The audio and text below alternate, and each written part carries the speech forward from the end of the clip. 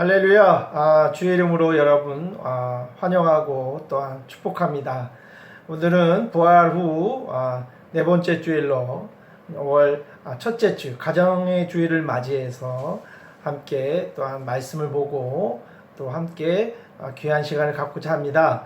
그래서 오늘 말씀은 코로나 이후 세대의 행복한 삶을 위하여라는 제목을 가지고 신명기 10장 12절부터 22절까지의 말씀을 가지고 함께 은혜를 나누고자 합니다. 우리는 코로나19 이 세대, 그러니까 코로나19로 인해서 이제 많은 사람들이 인터넷으로 영상 예배를 드리는 시대에 살고 있습니다. 이렇게 변화된 세상 속에서 살고 있는 것이 지금 현실입니다. 이런 일들이 일어나는 것이 좋은 점도 있지만 나쁜 점도 있다는 것이죠.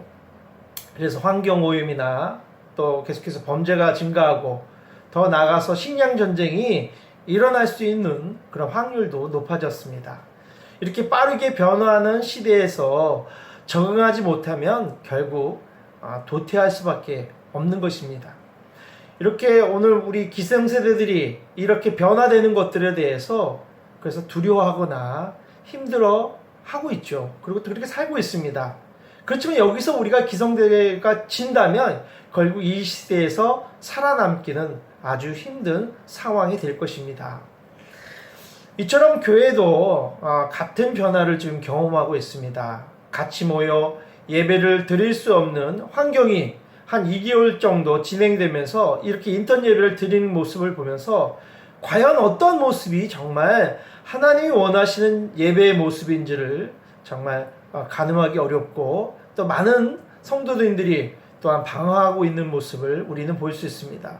그래서 오늘 이런 이 시대에 같이 모여서 예배를 드린다는 것, 그리고 함께 식사하고 삶을 나누고 교제하는 시간이 점점 없어지고 있습니다.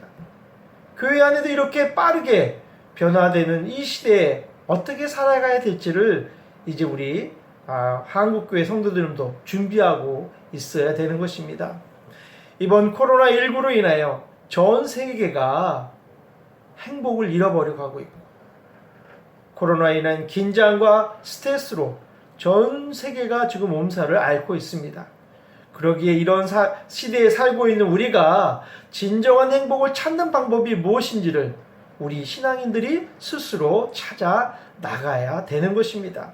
그래서 오늘 말씀은 바로 출애굽 이전 세대, 1세대는 죽고 광야에서 다 죽고 바로 출애굽 2세대들이 가나안 땅에 들어가서 해야 할 일들에 대해서 오늘 성경은 말씀하고 있는 것입니다. 뭐냐면 이 출애굽 2세대는 그 애굽의 생활하고 전혀 다른 광야 생활을 경험하면서 또한 다른 변화된 세대를 살아가는 것과 같습니다. 그러기에 이 가나안 땅에 들어가서 이 세대들이 가나안 땅에 들어가서 살아가는 삶의 방식과 변화된 삶을 하나님은 요구하고 있는 것입니다. 오늘 우리가 코로나 이전 세대와 코로나 이후 세대가 나누어진 것처럼 우리가 이런 변화되는 세대에 살고 있다는 것, 바로 지금 이것이 바로 출애굽 이후 세대와 비교할 수 있는 것입니다. 오늘 말씀은 바로 코로나 이후 세대에 우리가 행복한 삶을 살기를 원한다면 우리의 삶이 어떻게 변화해야 될지, 어떤 삶으로 나아가야 될지를 한번 생각해보는 좋은 시간이 될 줄 믿습니다. 첫째는 뭐냐면 행복한 삶을 위해서는 하나님과의 사랑으로 더 존속해지고 더 하나가 되어야 된다는 것이죠. 그게 오늘 본문 12절부터 13절의 말씀입니다. 보겠습니다. 12절. 이스라엘아, 내 하나님 여호와께서 내게 요구하시는 것이 무엇이냐? 곧 내 하나님 여호와를 경외하며 그의 모든 도를 행하여 또한 그를 사랑하며 마음을 다하고 뜻을 다하여 내 하나님 여호와를 섬기고, 그리고 13절에 뭐라 합니까? 내가 오늘 내 행복을 위하여 내게 명하는 여호와의 명령과 규례를 지킬 것이 아니냐라고 성경은 말씀하고 있습니다. 여호와께서 오늘 본문에 우리에게 요구하는 것이 무엇이라고 합니까? 오늘 12절 말씀처럼 이젠 이 가나안 땅의 삶은 바로 다른 것을 원하는 것이 아니라 하나님만을 사랑하고 하나님의 모든 계명을 순종하기를 원하는 삶이라는 것입니다. 여호와를 경외하라 하고 사랑한다는 이유는 바로 왜 그럴까요? 바로 우리의 행복을 위한 것이다 라고 오늘 성경은 말씀하고 있습니다. 하나님을 사랑하면요, 바로 이 모든 일들은 자동으로 될 수 있는 거예요. 사랑과 순종은 항상 함께 간다는 것입니다. 그래서 신명기의 별명을 뭐라고 해요? 순종의 책이다라고 했어요. 한번 기회가 된다면 순종이라는 책을 한번 읽어보시면 좋을 것 같습니다. 이 신명기 말씀을 통해서 이 모세는 하나님께 순종하는 길이 바로 가나안 땅에서 들어가서 바로 축복의 유일한 길이다라고 오늘 성경은 우리에게 가르쳐주고 있습니다. 하나님께 순종할 때 우리의 인생 가운데 놀라운 행복이 임하는 것이죠. 사실 이 세상에서 우리가 가장 행복하기를 바라는 것은 오직 하나님이십니다. 그래서 창세기 1장 27절부터 28절에 보면 하나님은 창조 후에 가장 먼저 주신 것이 있어요. 바로 그것이 복이었습니다. 바로 그러나 어떻게 됐어요? 인간이 그 복을 다 차버렸어요. 왜요? 그 하나님 주시는 땅에서 선악과를 땅으로 말미암아 복을 버리고 스스로 불행한 길을 선택했던 것이죠. 오늘 그래서 이 본문 신명기 10장 13절을 보면 하나님은 평생 행복을 찾아다닌 우리들에게 행복을 위한 길을 열어놓으셨습니다. 행복을 위해서 뭐예요? 하나님 말씀에 순종을 해야 한다는 것입니다. 여기서 행복을 위하여 라는 말의 어원을 찾아보면 기쁨이 계속하여 채워진다라는 의미가 담겨져 있습니다. 우리의 삶 가운데 기쁨이 지속하기 위해서는 외부로부터 기쁨이 계속 공급되어져야 한다는 것입니다. 사실 이건 제 얘기인데 그래도 제가 말씀을 드리는 게 좋을 것 같습니다. 제가 이제 파송교회에서 파송을 받아서 이제 선교사를 나왔는데 저희 파송교회 담임 목사님은 제가 7년 동안 부목사로서의 목사님을 보필하며 있는 동안 내가 볼 때 큰 만족감은 없었던 것 같아요. 그럼에도 불구하고 저를 7년간 부목사로 데리고 있었습니다. 근데 저는 그게 참 풀리지 않은 숙제였습니다. 담임 목사님 사실 부교육자들 많이 있어요. 보면 뭐 탁월한 부교육자들도 있고 뭐 여러 가지 재능이 많은 부교육자들이 많이 있음에도 불구하고 저를 다른 부교육자를 위해서 더 많은 기간 동안 7년이라는 세월 동안 저를 곁에 두고 같이 사역을 했다는 것이 얼마나 감사한지 모릅니다. 그만큼 담임 목사님 뭐예요? 저를 신뢰했던 것 같아요. 그래도 어느 날 사실 담임 목사님이 칭찬을 많이 하시는 분이 아니십니다. 그런데 제가 부교육절에 있는 기간 동안에 우리 교구장들과 단합대를 간 적이 있습니다. 근데 담임 목사님이 갑자기 이제 교구장님들 앞에서 모든 성도들 앞에서 그렇게 하는 거예요. 우리 유 목사는 참 편안하고 친근감을 가지고 있는 성품을 가지고 있다. 그리고 솔직하고 꾸밈이 없는 모습을 너무 참 좋다고. 그래서 성도들을 그렇게 대하는 모습에 참 좋다고 그런 얘기를 하시는 거예요. 정말 그런 얘기를 사실 듣는 게 쉽지 않죠. 그러나 그런 격려와 그런 칭찬의 말이 저에게 큰 힘이 되었습니다. 제가 그래서 그 이후로부터 그 인연으로 제가 베트남에 파송을 받았어요. 이게 베트남 선교지에 나올 수 있는 계기가 됐던 것 같습니다. 그만큼 이런 격려와 신뢰가 없었다면 아마 제가 이 베트남 땅에 나오는 것이 쉽지는 않았을 것입니다. 이처럼 우리가 주위로부터 사랑과 격려의 말을 공급될 때 우리 인생에 새로운 자신감이 생기는 것이고 또 하나님께서 우리 인생 가운데 사랑해 주시고 격려해 주시고 축복해 주신 것이 끊어지지 않는다면 우리의 인생은 행복한 인생이 될 줄 믿습니다. 바로 하나님께 순종할 때 하나님께서 주시는 이 격려와 은혜가 우리의 삶 가운데 들어오게 되는 것입니다. 바로 하나님께 순종하는 것은 결국 하나님과의 관계가 뭐예요? 가까워진다는 것을 말합니다. 우리가 하나님과의 관계가 가까워지면 나도 모르는 사이에 풍성한 열매가 우리 삶 가운데 열리게 되는 것입니다. 바로 순종을 통해서 하나님과 가까워지는 삶이 되기를 주님의 이름으로 축원드립니다. 두 번째 행복은요, 하나님과의 관계에서 시작된다는 것이죠. 그래서 오늘 본문 14절부터 16절 말씀이 그 말씀이에요. 오늘 14절부터 16절 보겠습니다. 하늘과 모든 하늘의 하늘과 땅과 그 위의 만물은 본래 내 하나님 여호와께 속한 것이로되 15절 여호와께서 오직 내 조상들을 기뻐하시고 그들을 사랑하사 그들의 우선이 너희를 만민 중에 택하셨음이 오늘과 같으니라. 그러므로 너희는 마음의 할례를 행하고 다시는 목을 곧게 하지 말라라고 성경은 말씀하고 있습니다. 바로 진정한 행복은 바로 하나님과의 관계에서 시작된다고 오늘 성경은 말씀하고 있습니다. 그래서 사실 이스라엘 백성이 사실 뛰어난 민족이기 때문에 선택한 것이 아닙니다. 주님이 그를 이스라엘 백성 사랑하시기 때문에 특별히 선택하셨고 선민을 부르셔서 그들에게 할례를 행하시기를 원하셨던 것입니다. 하나님은요, 이 가나안 땅에 들어가기 전에 그 가나안 땅에 있는 족속들을 몰아내기 위해 전쟁 물자를 준비하고 또 군사력을 키우라고 원하지 않으셨습니다. 오직 그들의 마음을 원했던 것입니다. 가나안 땅에서 다른 우상처럼 화려한 재물을 요구하는 것이 아니라 오직 마음을 다하는 사랑을 요구하셨던 것입니다. 이제 우리는 코로나 이전 세대로 돌아가긴 쉽지 않습니다. 그러기에 우리는 다시 한번 되새겨야 할 일들은 바로 출애굽 당시에 이전과 이후 세대가 있었던 것처럼 코로나 이후 세대가 이제 생긴 것입니다.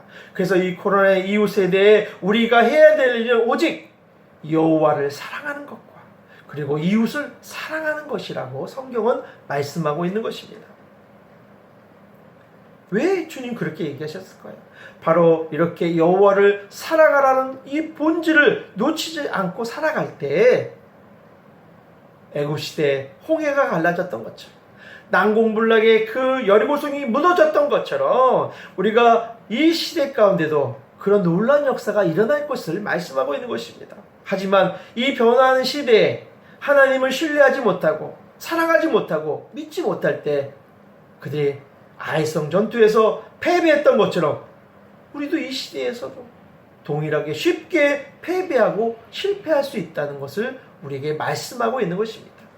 그러기에 주님은 뭐라고 하라고 그랬어요? 오늘 16절에 그러므로 너희는 마음에 할례를 행하고 다시는 목을 곧게 하지 말라라고 하셨던 것입니다.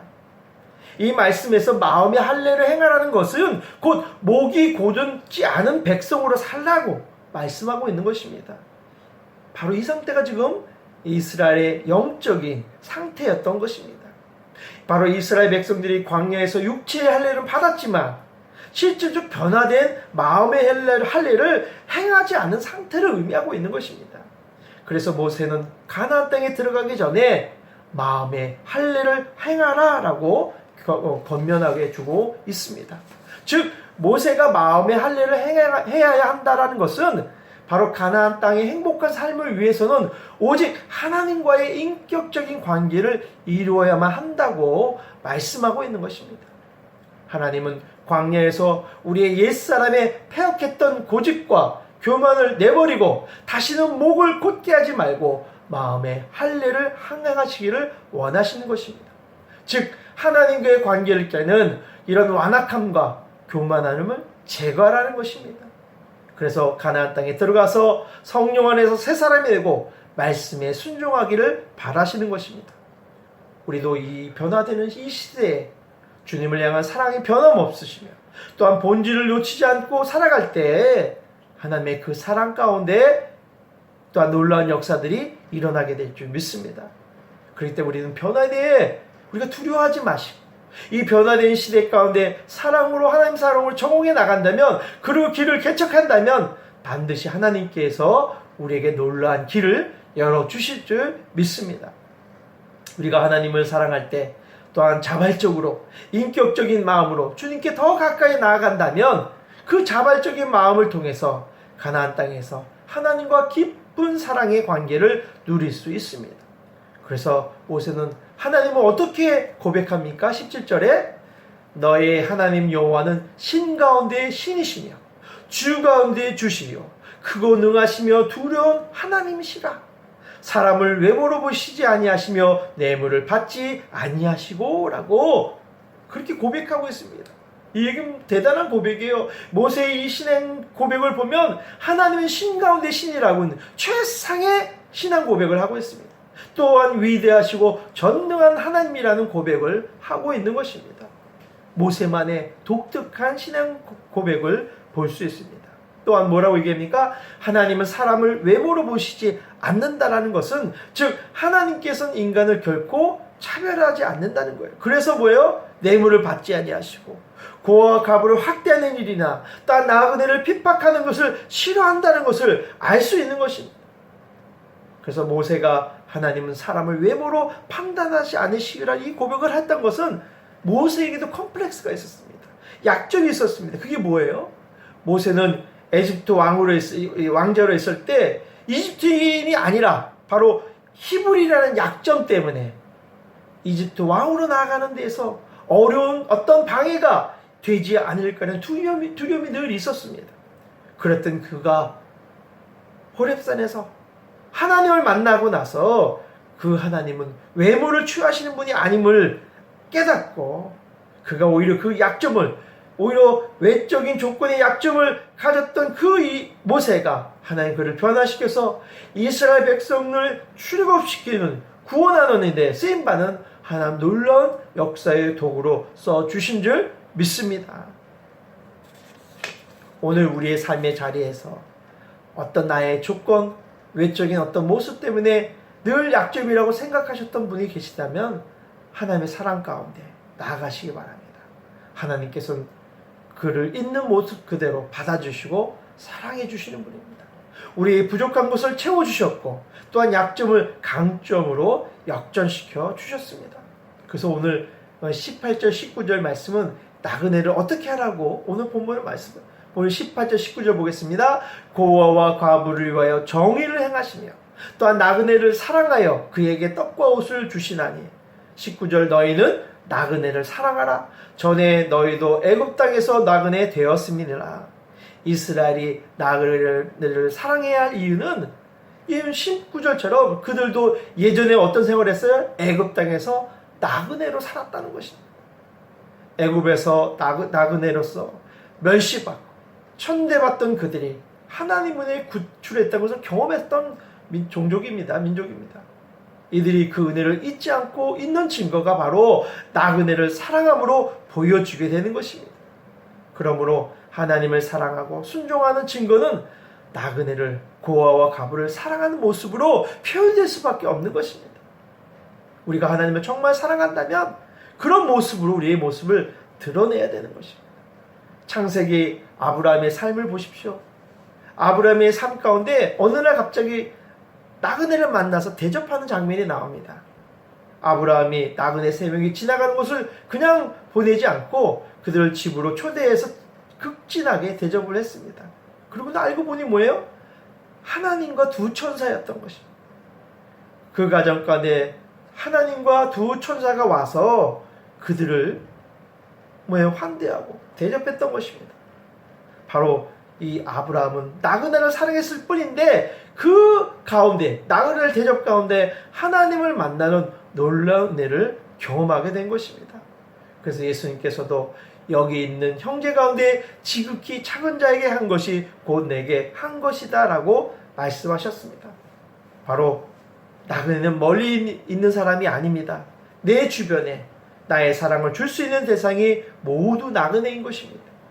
여러분 교회 근처에 있는 성도님들과 또 회사 동료들과 또 현재 교회에 있는 많은 믿는 영혼들을 오늘 우리가 친절하게 대하고 또한 그들을 사랑으로 대접해야 할 존재들인 것입니다. 지금 현재 이 코로나 이후로 베트남의 경제가 많이 넉다운 됐죠. 그래서 지금 베트남의 상황, 제가 호치민 시내에 나가보니까 도시의 소상공인들이 가게 문을 닫고 폐업 신고를 했다고 합니다. 한 70% 이상이 폐업 신고를 했다고 합니다. 여기 한인타운도 보면요, 50%가 거의 가까이 가게를 내놓고 비워져 있는 가게들이 너무 많습니다. 그래서 어떤 상공인이 기계를 만들었어. 쌀을 저기 배급하는 기계를 만들어서 그를 도시마다 이렇게 나눠가지고 쌀 기부를 받아서 쌀을 가난한 사람들에게 나누는 일을 지금 하고 있습니다. 바로 이런 나그네 영혼들을 섬기는 것이 바로 하나님을 사랑하고 순종하는 증거가 될 것이라고 봅니다. 그래서 오늘 결론적으로 뭐예요? 오늘 20절부터 22절까지 내 하나님 여호와를 경외하여 그를 섬기며 그에게 의지하고 그의 이름으로 맹세하라. 그는 내 찬송이요 내 하나님이시라. 내 눈으로 본 이같이 크고 두려운 일을 너희 위하여 행하셨느니라. 그러면 22절 애굽에 내려간 내 조상들이 겨우 70인이었으나 이제는 내 하나님 여호와께서 너를 하늘의 별같이 많게 하셨느니라. 결론입니다. 하나님은 그분의 백성을 위하여 출애굽의 기적을 비롯해 많은 놀라운 일들을 수없이 행하셨습니다. 미약했던 이스라엘 백성이 큰 민족으로 번성한 것도 하나님이 아브라함과 맺은 약속을 잊지 않으시고 신실하게 이행하셨다는 것이죠. 그러므로 오늘 우리 백성들도 오늘 본문에 이 백성들을 20절에 보세요. 여호와를 경외하고 하나님만을 섬겨야 된다고 말씀하고 있는 것이죠. 그를 의지하고 하나님만을 가장 높은 존재로 인정하며 찬양하라고 성경은 말씀하죠. 그래서 그는 내 찬송이요 내 하나님이시라고 고백하고 있는 것입니다. 사실 이 애굽에 들어갔던 이스라엘에 겨우 70명이 들어갔지만 출애굽하고 나왔을 때는 몇 명이랬어요? 하늘의 별과 같이 창대하게 되었다고 그랬어요. 하나님만을 사랑하고 섬겼더니 70명의 족속이 번성하여 하늘의 별과 같이 많아져서 하나님은 그 이스라엘 백성을 창대하게 해주셔서 많은 민족 족속 이루는 축복을 주신 줄 믿습니다. 오늘 이 코로나 이후 시대에 어려운 세대이지만 오늘도 하나님의 말씀을 신뢰하고 믿고 그 계명을 우리가 잊지 않고 하나님만을 사랑한다면 오늘 이 말씀대로 창대하게 되는 축복을 받는 한 해가 될 줄 믿습니다. 오늘 이 말씀을 가지고 주님 앞에 나아가 또한 헌신하며 하나님만을 경외하는 아름다운 귀한 주간이 되시기를 주님의 이름으로 축원드립니다. 기도하겠습니다. 하나님 아버지, 순종의 책 신명기를 통해 하나님의 말씀을 듣게 해주셔서 감사합니다. 하나님이 주시는 기쁨과 행복이 채워져서 시냇가에 심은 나무처럼 풍성한 열매를 맺는 삶이 되기를 원합니다. 나를 차별하지 않으시고 있는 내 모습 그대로 사랑해 주신 주님께서 모든 것을 또한 감사를 드립니다. 그 사랑으로 내 주변에 내 이웃과 나그네를 사랑하고 도와주는 믿음의 사람들이 되게 하여 주옵소서. 부족한 것은 사랑으로 채워주시는 하나님을 닮아가는 귀한 복된 주일이 되길 원합니다. 감사하며 예수님의 이름으로 기도드리옵나이다. 아멘. 이제 축도로 모든 예배를 먼저 마치도록 하겠습니다. 이제는 우리 주 예수 그리스도의 은혜와 하나님 아버지의 극진하신 사랑하심과 성령님의 감화감동 역사하심이 오늘 하나님께 순종하며 또한 하나님께 감사하며 하나님만 사랑하라는 이 말씀에 순종하기 원하는 우리 모든 성도들의 머리 위에 그들의 가족과 친척과 자녀들과 또한 직장 위에 또 오늘도 코로나에 고통받는 많은 죽어가는 영혼들 위에 이제부터 영원히 함께 있을지어다. 아멘. 할렐루야, 반갑습니다. 오늘은 또 이렇게 5월 첫째 주 또 가정의 달을 맞이하여 오늘 귀한 예배를 드렸습니다. 이 가정의 달을 맞이해서 여러분 가족들이 더 하나님의 사랑에서 더 행복한 삶을 살기 위해서 어떻게 사는 것이 하나님 안에서 더 행복한 삶인지 우리가 서로 나누고 교제하고 떡을 떼는 그런 시간들이 됐으면 좋겠습니다. 그래서 오늘 잠깐 광고를 하자면 오늘은 이제 부활 후 네 번째 주일로 지켰고요. 5월달은 특별히 가정의 달을 맞이해서 여러분들 정말 하나님 원하시는 행복은 무엇인지 그 행복을 이루기 위해서 이 코로나 이후에 어떤 삶을 신앙생활을 해야 될지 서로 교제하고 떡을 떼는 그런 관계가 됐으면 좋겠고요. 그래서 5월 첫째 주까지는 이번 주까지는 이제 가정 예배를 드리시고 이제 다음 주부터는 정식으로 교회에 모여서 예배를 드리도록 하겠습니다. 그동안 여러분 고생 많이 하셨고요. 2달 동안 또한 직장에서 집에서 혼자 영상 예배를 드렸지만 다음 주에 함께 떡을 떼며 교제하며 함께 은혜를 나눈 복된 시간을 갖게 되겠습니다. 한 주간 승리하시고 다음 주 교회에서 뵙겠습니다. 할렐루야, 반갑습니다. 한 주간 승리하세요.